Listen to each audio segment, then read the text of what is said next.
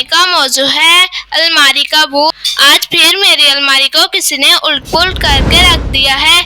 सुबह उठते ही हानिया की नजर अपनी अलमारी पर पड़ी तो आंखें मलते हुए अम्मी को पुकारने लगी, अम्मी अम्मी जल्दी से आए। हानिया बेटी क्या हुआ है, क्यों चीख रही हो? अम्मी जान मेरी अलमारी का हाल देखें क्या हुआ है, इसमें इतने चीखने की क्या बात है, नाश्ता करके ठीक कर लेना। लेकिन अम्मी ये कौन करता है, मेरी चॉकलेट्स और चिप्स भी गायब हैं जो मैंने छुपा के रखी थी। हानिया बेटी मुमकिन है सोने से पहले नींद की हालत में तुमने कुछ निकालने के लिए ऐसा किया हो, फिर तुम्हें सुबह उठने के बाद कुछ याद ना आ रहा हो। अम्मी मुझे तो लगता है सफीर ने किया है।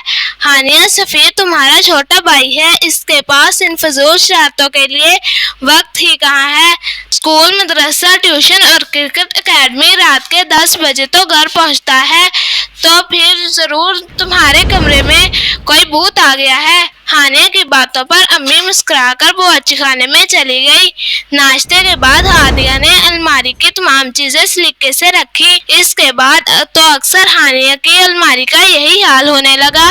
अब तो अम्मी जान भी कुछ परेशान सी हो गई। हानिया ने रोती सूरत बनाकर कहा, अम्मी मुझे तो लगता है इस अलमारी में जरूर कोई भूत है, आप मुझे दूसरी अलमारी लेकर दे। मेरी सारी चॉकलेट्स गायब हो जाती हैं, आज तो मेरी नई पेंसिल और ड्राइंग कॉपी भी गायब है। हानिया की अम्मी ने कुछ सोचकर इस भूत को पकड़ने की ठान ली थी। सफीर 10 बजे घर में दाखिल हुआ तो अम्मी ने कहा, सफीर बेटे खाना गर्म करके कर रही हूँ, जल्दी से मुंह धोकर आ जाओ। हानिया अपी ने आज जल्दी खाना खा लिया है और वो बेखबर सो रही है। सफीर अच्छा कहते हुए अपने एक कमरे में गया। खाने के थोड़ी देर बाद वो चुपके से हानिया के कमरे में दाखिल हुआ। हानिया गहरी नींद सो रही थी। सफीर मुस्कुराते हुए सोती हुई हानिया को देखकर अलमारी की तरफ बढ़ा और आहिस्ता से अलमारी खोली। कपड़ों को उल्ट पुल्ट करके कुछ तलाश करने लगा। साथ ही ज़ेरे लब कहा जाता था, आपी की बच्ची सारी चीजें खा लेती हैं, कुछ भी नहीं रखा। फिर मुस्कुराया, हाँ मिल गई, वाह मजेदार निम्को। इसने जल्दी से पैकेट को जेब में डाला। सब चीजें बेतरतीब छोड़कर जैसे ही कमरे से बाहर निकला, अम्मी जान को सामने खड़ा पाया। अच्छा तो ये तुम हो अलमारी के भूत। सफीर कितनी बुरी बात है, मैंने तुम्हें इतना मसरूफ रखा ताकि बुरी सोबत से बचे रहो, लेकिन तुम बहन को तंग करने से बाज नहीं आते। सफीर ने शर्मिंदा होते हुए कहा, माफ कर दे अम्मी जान, मैं आइंदा नहीं करूँगा। मैं हानिया आपी से भी माजरत कर लूँगा, हानिया से कुछ मत कहिएगा। हानिया ने सुबह उठकर अपनी अलमारी की ये हालत देखी तो फिर चीखने लगी। अम्मी आई और हानिया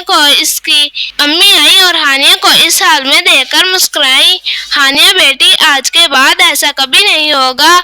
हानिया बोली, सच अम्मी जान, आपने भूत को पकड़ लिया क्या? हाँ, कल मैंने और तुम्हारे बहादुर भाई ने मिलकर भूत को पकड़ लिया।